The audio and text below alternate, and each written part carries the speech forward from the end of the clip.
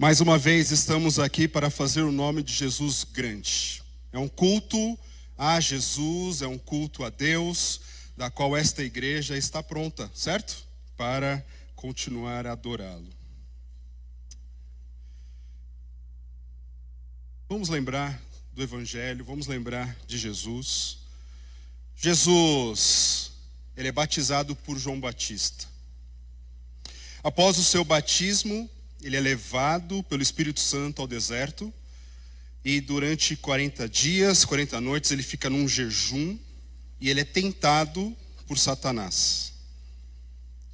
Ele triunfa pelo poder de Deus a esta tentação.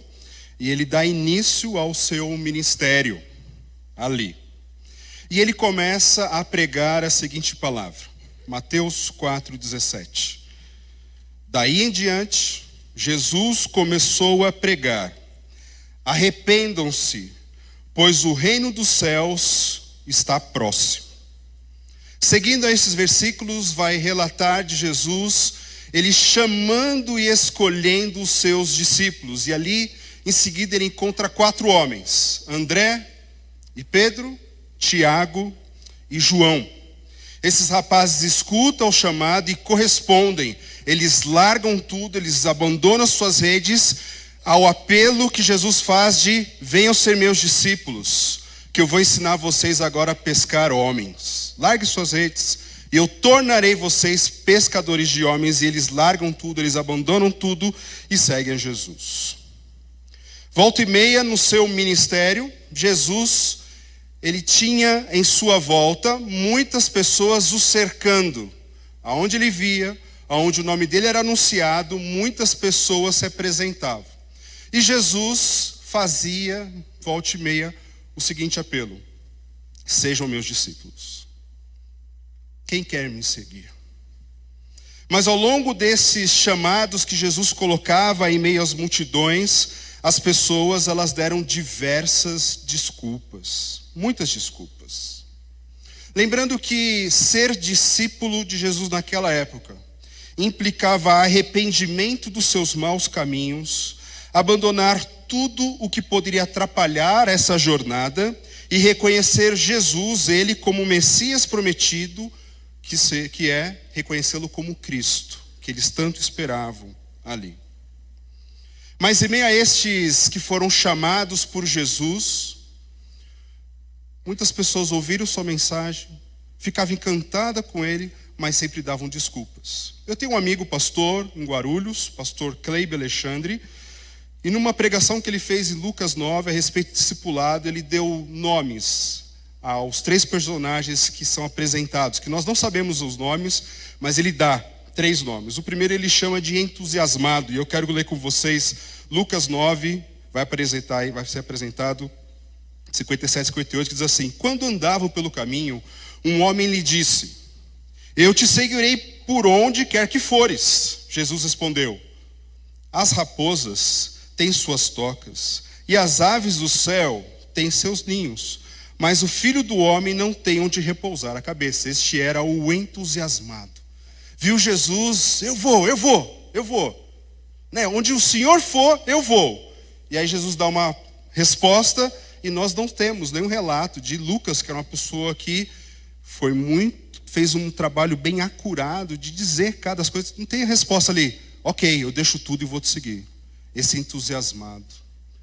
Perto de Jesus existem pessoas entusiasmadas. E tem pessoas que vêm à igreja todo domingo que são entusiasmadas com Jesus, ou com a igreja.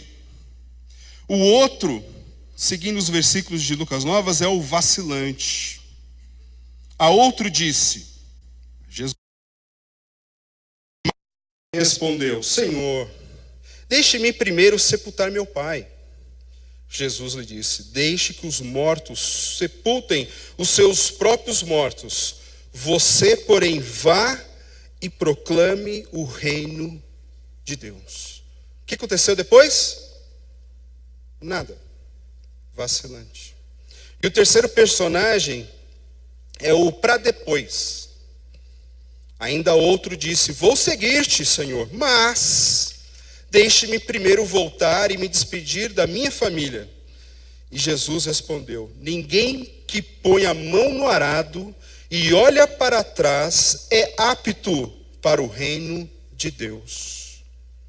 Muitas pessoas seguem, estão em volta de Jesus. Jesus convoca, Jesus chama as pessoas para segui-lo, mas existem sempre perto dele pessoas entusiasmadas, vacilantes e aqueles que vão deixar para depois.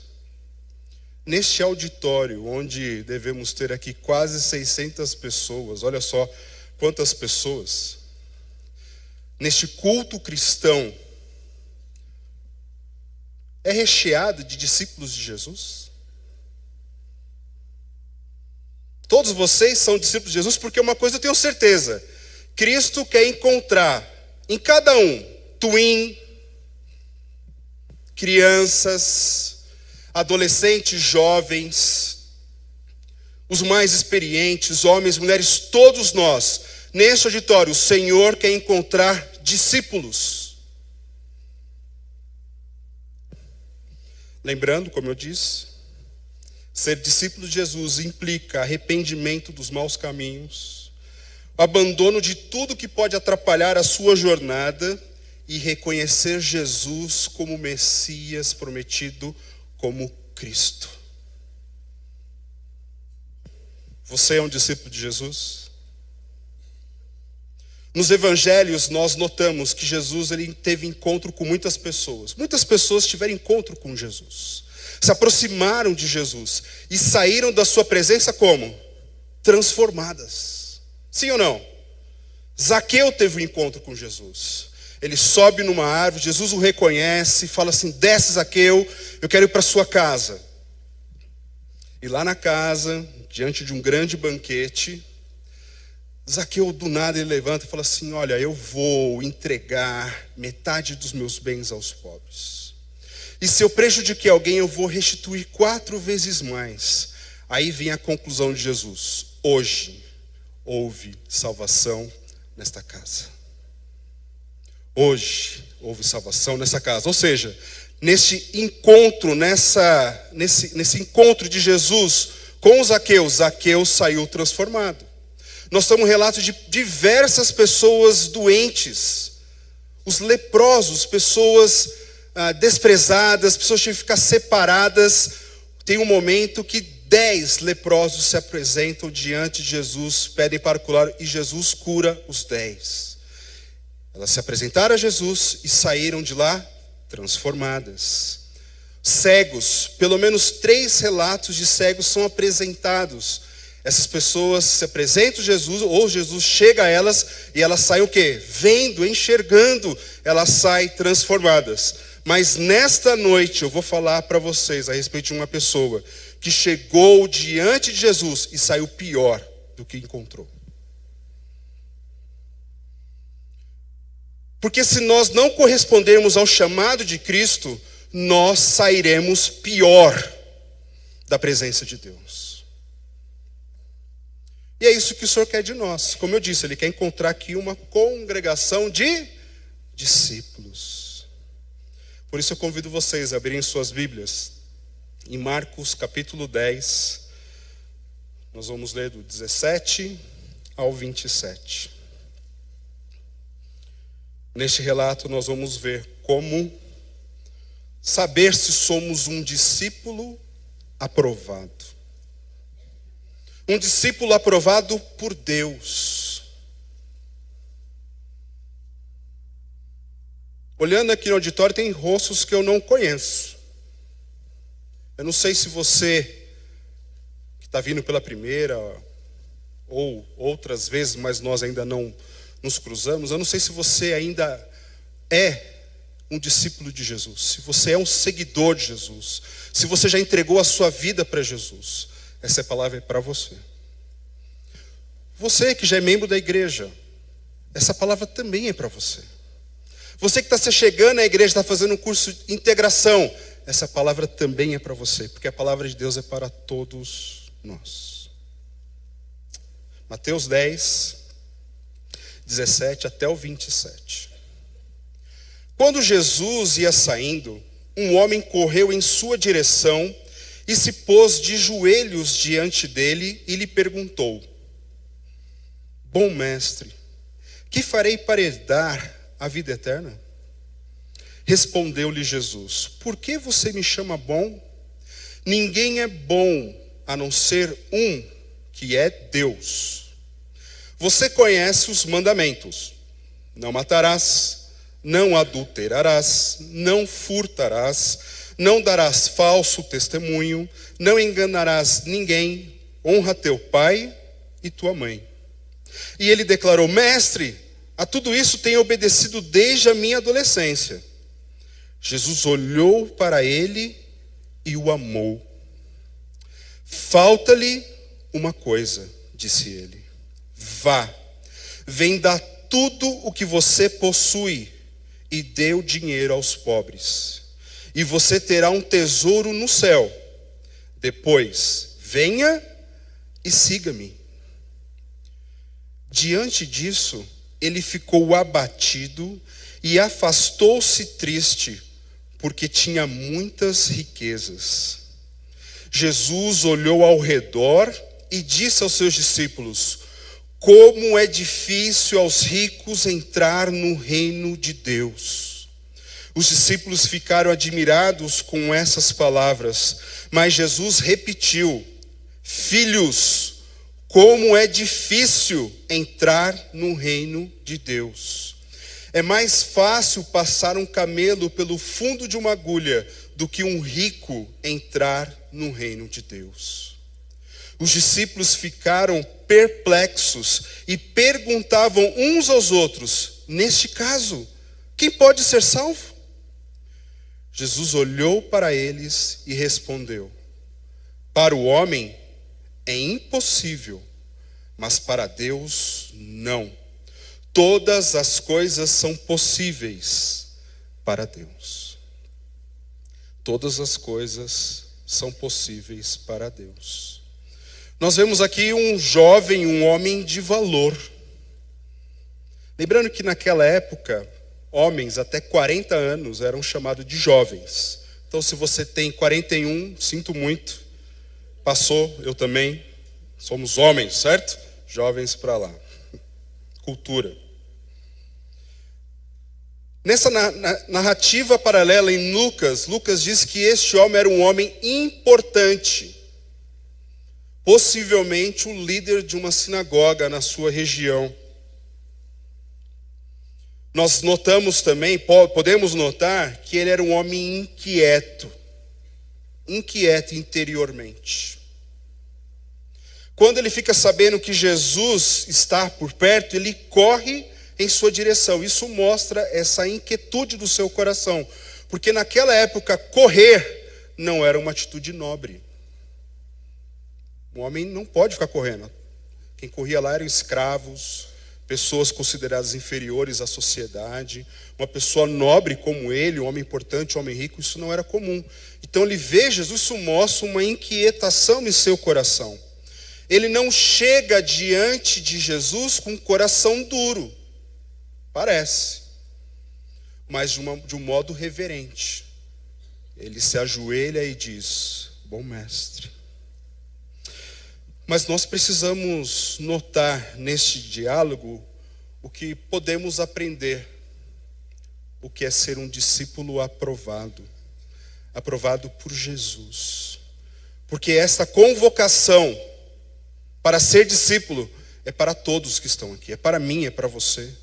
Se você já é um discípulo e você entende pela palavra de Deus que você está aprovado, ok, glória a Deus por isso, vamos seguir juntos. Mas uma coisa eu tenho aprendido na minha caminhada cristã, já de 23 anos, não tão longa, mas já bem caminhada, que nós precisamos do mais do mesmo. Essa palavra às vezes não é usada muito bem por aí, né? O mais do mesmo, mas na fé cristã nós precisamos do mais do mesmo, todos os dias.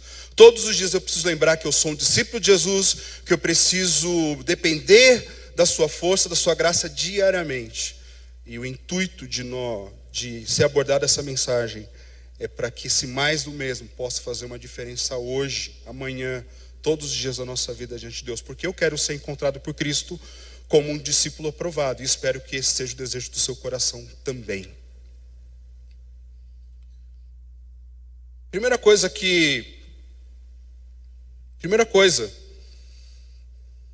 é que o discípulo aprovado, ele entende que só Deus é bom e que ele é pecador.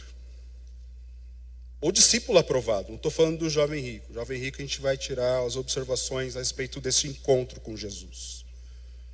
Mas o discípulo aprovado, ele entende que bom é Deus e que ele é pecador. Ele se apresenta para Jesus chamando de bom mestre. Ele reconhecia que Jesus era um rabi, que ele era um mestre ali. Ele tem um coração inquieto a saber a respeito de algo. E ele chega diante de Jesus chamando de bom. E a resposta de Jesus a ele é o seguinte: bom é só Deus. Jesus é Deus? Sim, Jesus é Deus.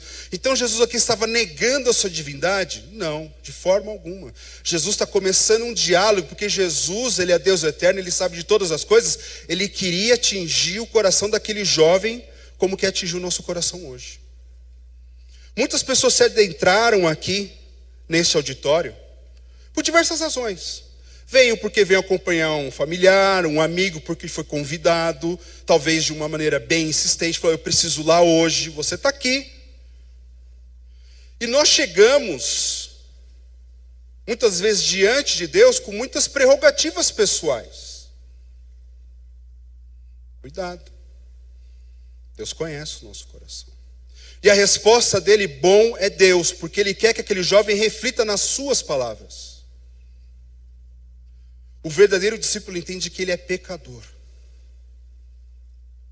que ele deve para Deus, que ele está em falta com Deus e que ele precisa somente de Jesus para estar em paz com Deus. Romanos 3:23. Todos pecaram. Se todos pecaram, todos são pecadores.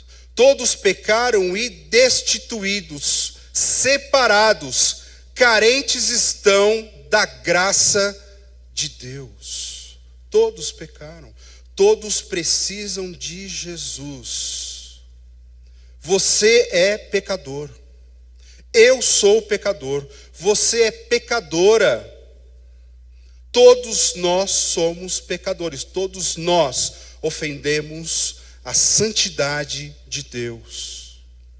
E se nós ofendemos a santidade do Deus glorioso, soberano, criador do universo, nós ofendemos o tamanho dele. Qual é o tamanho de Deus?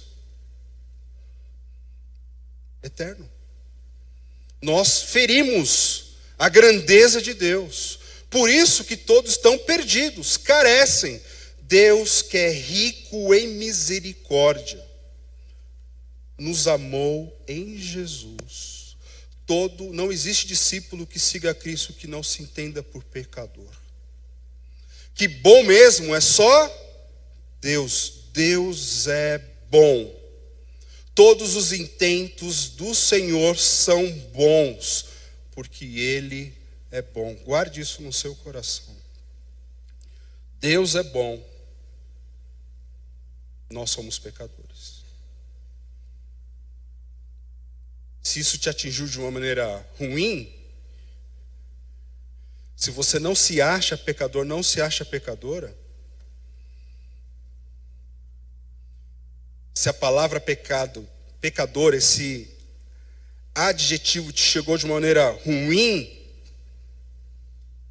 fique sabendo que Jesus morreu por pessoas assim. O Senhor Jesus, ele está diante de pessoas, isso é um relato do Evangelho, começam a reclamar. Jesus fala assim: eu vim para os doentes, porque os sãos, os saudáveis não precisam de médico. Ele está querendo dizer que aquele que não se acha pecador, Jesus não é para você. Se isso está no seu coração, mas está no seu coração, fique sabendo, você está completamente enganado. Jesus é o teu remédio, Ele pode te salvar. Se você tem seguido a Jesus de uma maneira até entusiasmada, ou vacilante, ou sempre deixando para depois.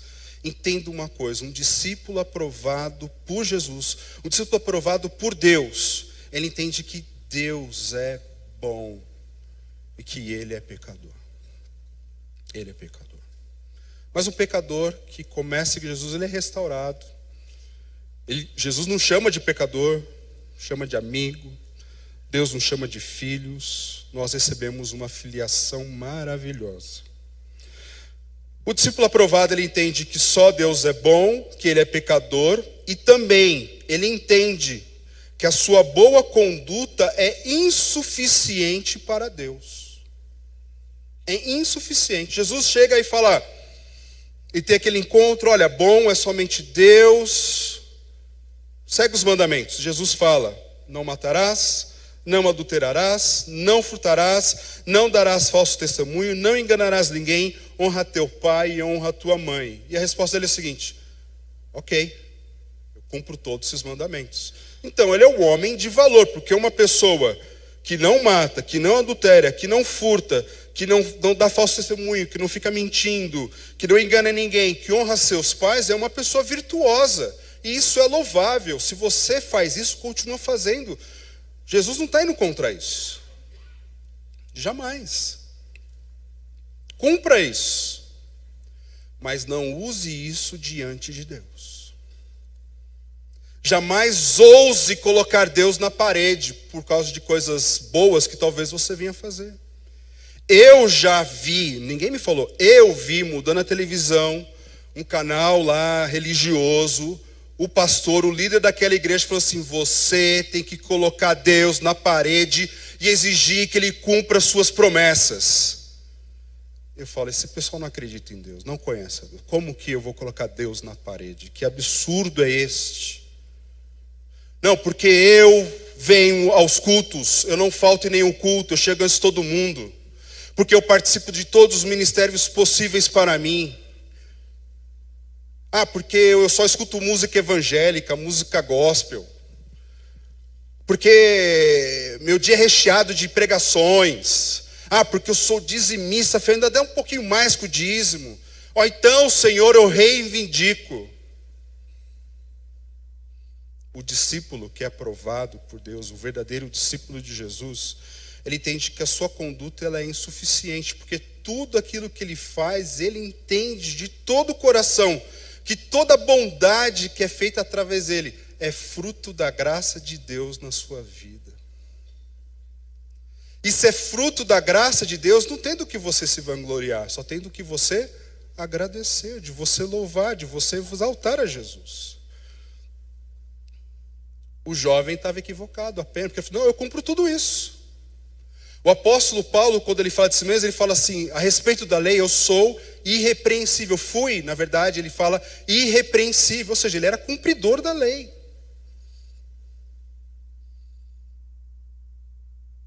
Naquele grande dia, diante de Deus, tem muitas pessoas que vão abrir suas bocas para dizer de tudo bom que ela falou. Em teu nome expulsei demônios. Em teu nome, curei pessoas. Jesus vai olhar nos olhos das pessoas e vai dizer assim, quem é você? Eu não conheço você. Fiz grandes coisas, cumpri a lei, cumpri a cartilha. E Jesus vai dizer assim, eu não sei quem você é. Você está se vangloriando disso? Não, porque eu dei R$1 naquele dia. Pedro, dá R$1 aqui. Toma, vai embora. Vai com o seu R$1. O ato do discípulo de Cristo, todos os atos, toda a bondade, ela é feita para a glória de Deus e feita de coração. Você não faz com peso. Até porque a palavra de Deus, os mandamentos de Deus, eles não são penosos. Não são penosos. Jamais. Ter boa conduta é bom? É. Deus gosta? Gosta. Mas nunca use isso para Deus assim. Eu dei. eu fiz, o senhor tem que fazer também. Não pode. Um discípulo jamais faz isso. Então você vê aí uma pessoa que se diz cristã e fala, não, porque eu reivindiquei na fogueira, não sei o quê, no culto tal, está errado. Mas se aqui também, porventura, tiver um nível dessa conversa, em amor, fala assim, irmão, você está equivocado. Não é isso que nós aprendemos do Senhor. Não é. O discípulo aprovado, ele entende que Deus é bom, que ele é pecador, que a sua boa conduta é insuficiente para o Senhor, e ele entende que Deus conhece seu coração e sempre quer o melhor para ele. Você que é discípulo de Jesus, que tem seguido Jesus, ou começado a seguir Jesus, você entende isso? Que Deus conhece o seu coração e sempre quer o melhor para você? Eu já ouvi falar, escutei isso de pessoas, não, Deus às vezes ele corta o nosso barato. Porque eu estou gostando de uma coisa, de repente aquilo não é bom para você. Então quer dizer que Deus é ruim porque ele diz não? É isso? Quando eu me tornei pai, e meu filho começou a crescer dentro de casa, eu comecei a perceber que o ambiente é bom para ele, mas alguns perigos estavam ali perto. Se ele ficasse perto de uma televisão, ele poderia derrubar, cair em cima dele. Então a gente colocava isso lá na casa que nós tivemos no interior, bem do interior. Tínhamos um espacinho lá, a gente fazia um cerquinho para ele, para o mais velho, brincar. E ele ficava brincando, se divertia lá, era uma belezinha. Aí um dia eu falei assim, eu vou abrir um pouquinho para ele aproveitar melhor o espaço. Aí eu abri, ele ia para lá e para cá. Falei, mas vou fechar a porta do quarto, porque lá tem ferro, às vezes ele pode puxar, o ferro pode cair na cabeça. Foi e fechei. Lembro que a primeira vez que eu fechei, ele olhou para mim, fez uma cara, tipo, te odeio. Como assim? Você fechou a porta para mim, você disse não. Mas eu fiz aquilo por amor. Eu não queria que o meu filho corresse alguns riscos que poderia machucá-lo, até mesmo tirar a sua vida. Um discípulo de Jesus entende que Deus conhece o seu coração. Essa palavra eu acho linda do Evangelho. Falta-lhe uma coisa, disse ele. Vá, venda tudo o que você possui e dê o dinheiro aos pobres e você terá um tesouro nos céus.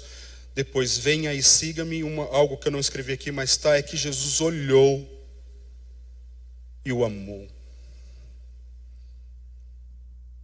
Quem escreveu esse evangelho foi Marcos. Marcos não foi um apóstolo, ele era um discípulo de Jesus. Marcos, ele era filho de Maria.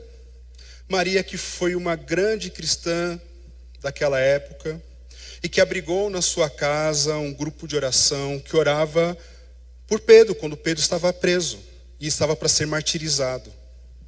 E aí Pedro bate na porta, olham para ele. Aí eu falei, o anjo dele, né? Então, naquela casa ali.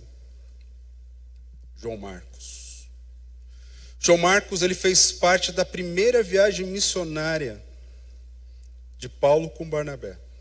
Barnabé que foi um homem encorajador, né? Que foi um homem que abraçou o apóstolo Paulo. Naquela viagem, teve momentos difíceis. E na primeira oportunidade de ir embora, João Marcos, espirrou. Foi embora.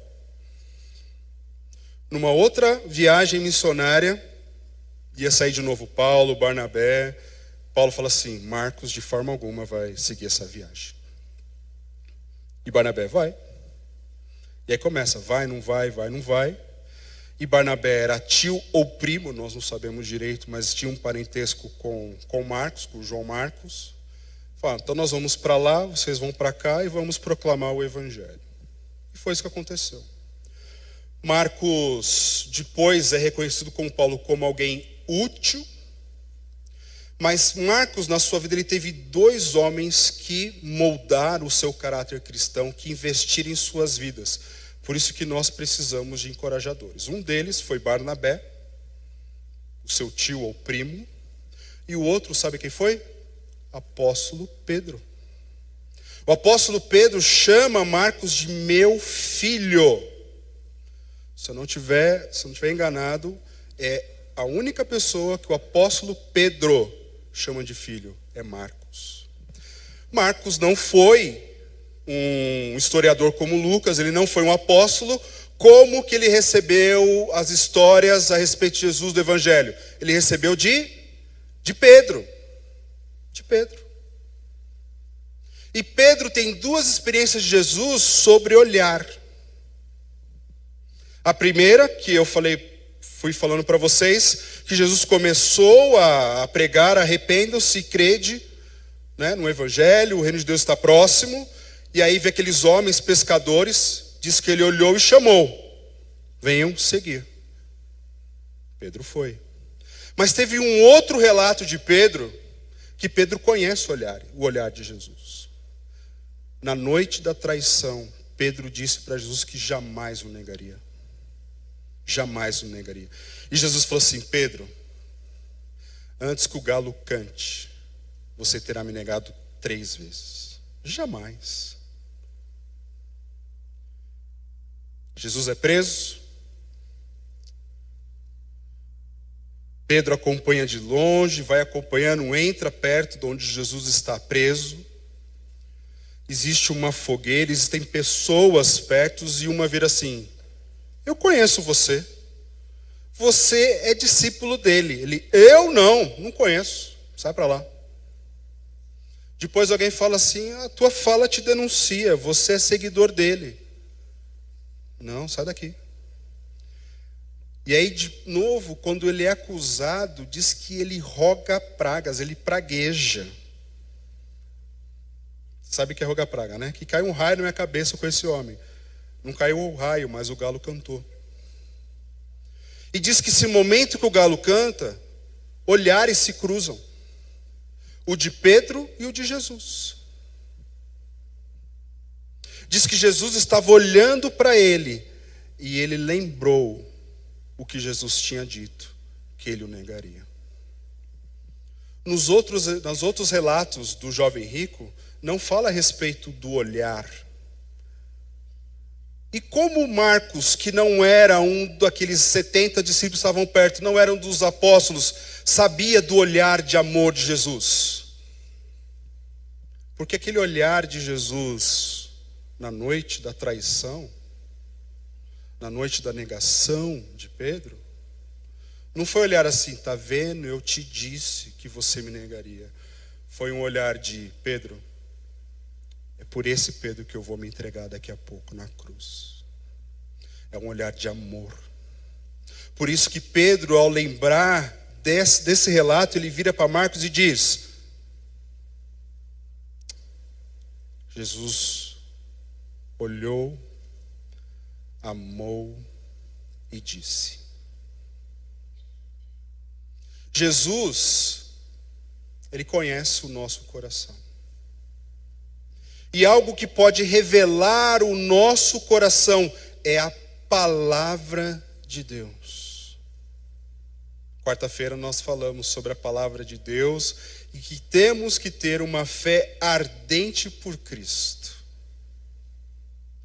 Todos os dias eu estou lutando em oração para que a minha fé sempre seja ardente pelo Senhor. Porque a palavra tem essa capacidade. Hebreus 4:12. A palavra de Deus, ela é viva e eficaz, é mais penetrante do que uma espada cortante de 2 gumes. Ela é apta para discernir os intentos do coração. Ela é apta para revelar o seu coração. O Senhor ama você e Ele quer abrir o seu coração para que você possa ver aquilo que o afasta dele, aquilo que impede de você ser um discípulo aprovado.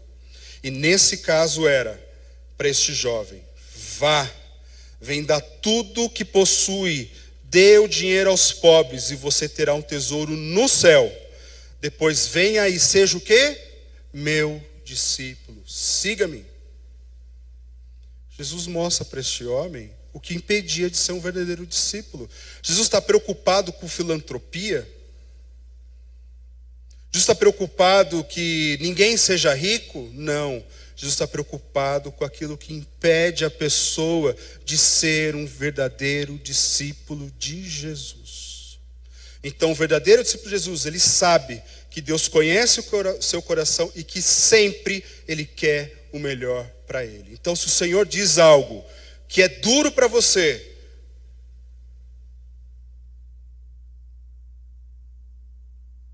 pode ser duro para você, mas é para o teu bem, é para o nosso bem. O discípulo aprovado, ele entende que a idolatria rouba a grande herança que há em Cristo.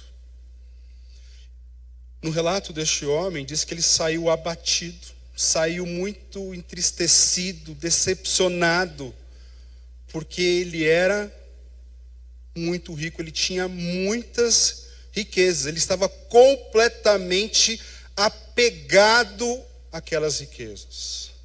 Na palavra de Deus, diz que ganância é idolatria.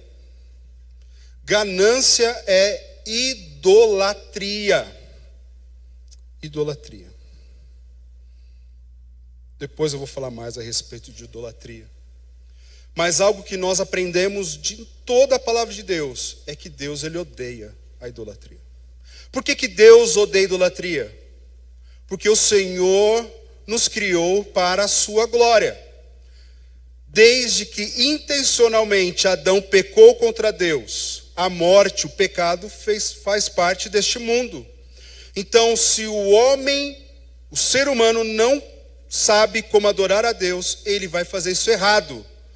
Ele vai adorar o Deus errado, vai adorar de modo errado, com isso criando deuses, falsos deuses, criando ídolos para idolatrar, para reverenciar. Ídolos até que ele pode, de alguma maneira, no seu coração apenas, manipular. No caso do jovem, deste homem, ele não abriu mão. Ele saiu triste da presença de Jesus. E Jesus fala da herança que ele perde. E Jesus faz um relato muito importante. Como é difícil o rico entrar no reino de Deus. Eu vou fazer uma paráfrase de Jesus, se é que ele me permite. Como é difícil o idólatra entrar no reino dos céus. O Senhor Jesus nos ensinou que nós não podemos ter dois senhores. É impossível ter dois senhores. É impossível servir a Deus e servir a outras coisas. É impossível. Impossível. E é isso que Jesus está falando para o jovem. Você está querendo ganhar os dois mundos. Você quer estar bem aqui, você quer estar bem lá. É impossível você ganhar os dois mundos. É impossível você viver essa vida miserável e ser um discípulo de Jesus. É impossível você viver essa vida pobre, terrível, triste, de enganações, de mentiras, de manipulações, e ainda ser um discípulo de Jesus. A proposta de Jesus é melhor, Jesus é melhor, Ele é suficiente, Ele basta. A herança de Deus é melhor. E quanto nós temos que clamar a Deus por fé, irmãos? Por fé, porque Jesus fala assim: vende tudo, porque você vai ter um tesouro nos céus. Tesouro nos céus. E é isso que o Senhor pede para nós acumularmos: tesouros nos céus.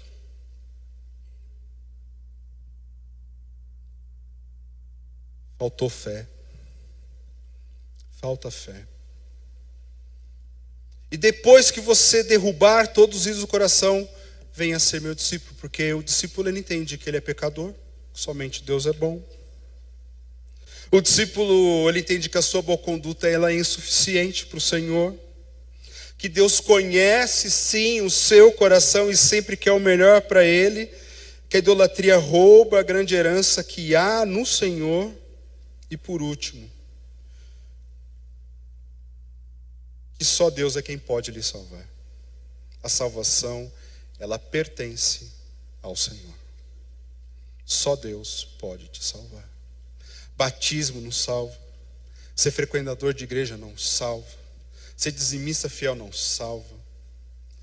Ser líder de ministérios não salva. Ser pastor não salva. Só quem pode salvar é Jesus. Só Jesus salva. Só Deus tem esse poder para abençoar, para nos salvar.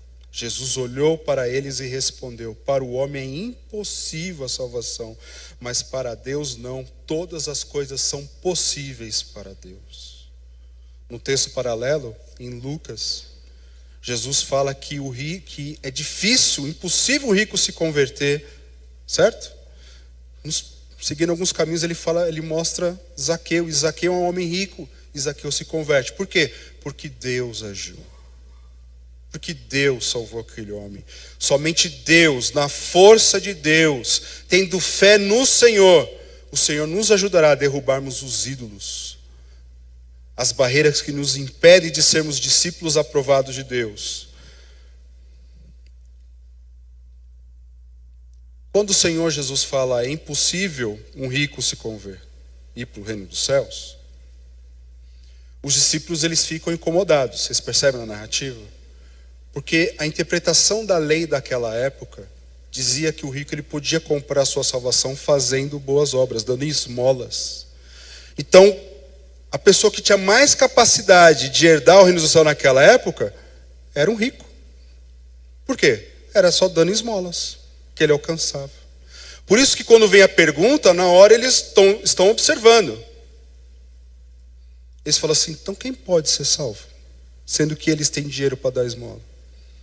E aí vem a resposta de Jesus: a Deus tudo é possível.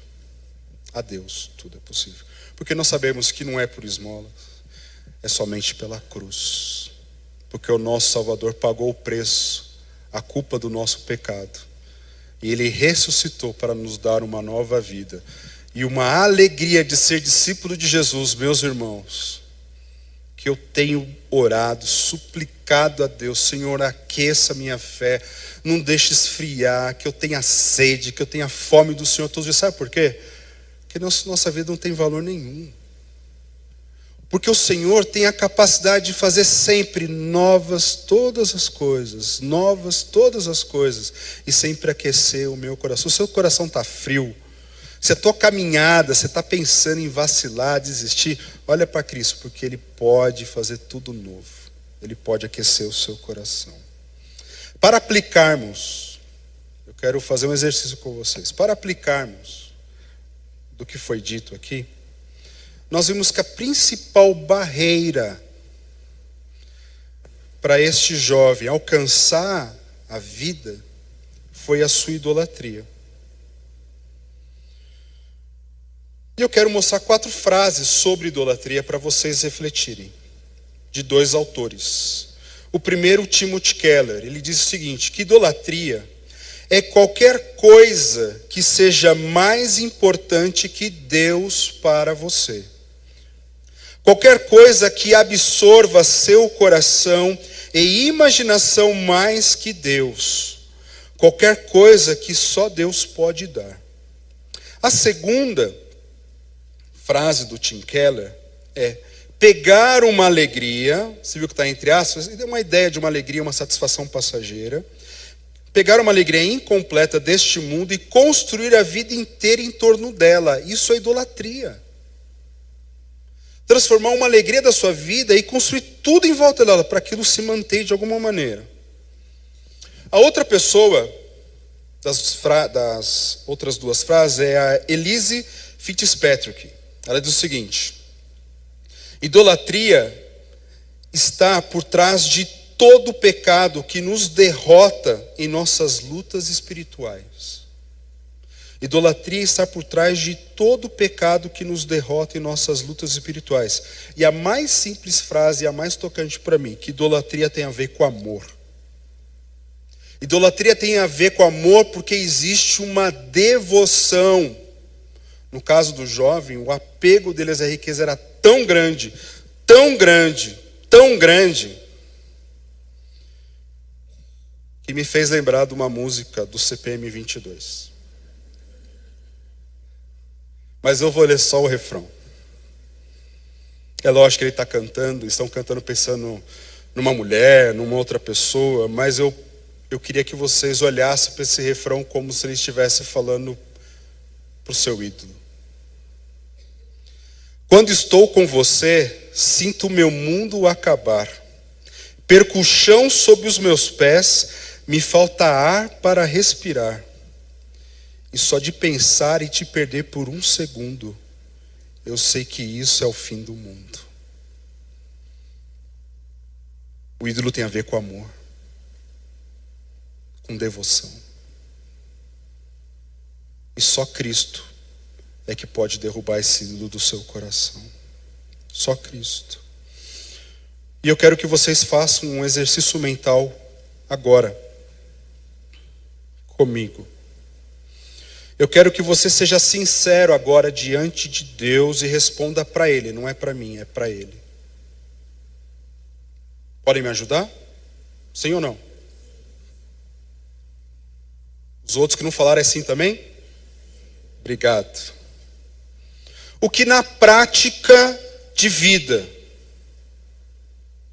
o que é mais importante do que Deus para você? Na sua prática de vida, o que tem sido mais importante do que Deus para você? Pense, eu vou te dar um tempo. E a segunda pergunta, o que mais ocupa e absorve a sua imaginação do que Deus? Vou fazer algo terrível aqui. 30 segundos. Pense. É um exercício. Estou marcando.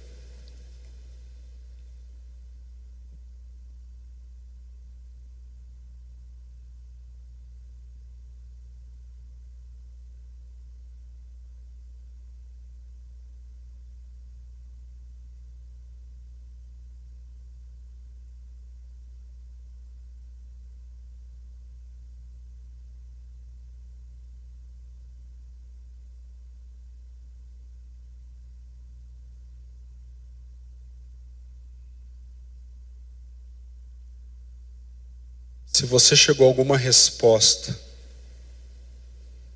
diante de Deus,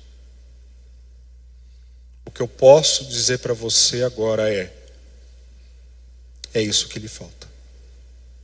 Vá, largue disso, abra mão disso e seja um discípulo aprovado por Jesus. Seja um discípulo aprovado, tenha fé que a decisão de abrir mão disso é o melhor caminho, porque Jesus, Ele nos basta, Jesus, Ele é suficiente, Jesus, Ele é perfeito, Jesus, Ele é completo. Ele é completo. E para terminar, eu vou ler, não uma canção, mas a palavra de Deus. Ainda, Marcos capítulo 10, mas agora do versículo 29 a 31, e eu termino por aqui. Respondeu Jesus: digo-lhes a verdade. Ninguém que tenha deixado casa, irmãos, irmãs, mãe, pai, filhos ou campos, por causa de mim e do Evangelho, deixará de receber 100 vezes mais, já no tempo presente, casa, irmãos, irmãs, mães, filhos e campos. Parece que é a teoria da prosperidade, né? Mas aí o Jesus continua. E com tudo isso, perseguição. E na era futura, a vida eterna. Contudo, muitos primeiros serão últimos, e os últimos serão primeiros. Aqueles que confiam em si, que confiam nos seus ídolos, confiam nos seus bens, mais do que o Senhor, eles estão indo lá para baixo. E aqueles que de fato se reconhecem como pecadores, arrependem dos seus maus caminhos, confiem em Jesus como aquele que pode restaurar a sua vida, eles vão para primeiro lugar. Essa é a mensagem que o Senhor trouxe para mim e eu compartilho com vocês, esperando de coração, de verdade, debaixo de oração, que você seja, que nós sejamos diante de Deus discípulos aprovados. Oremos.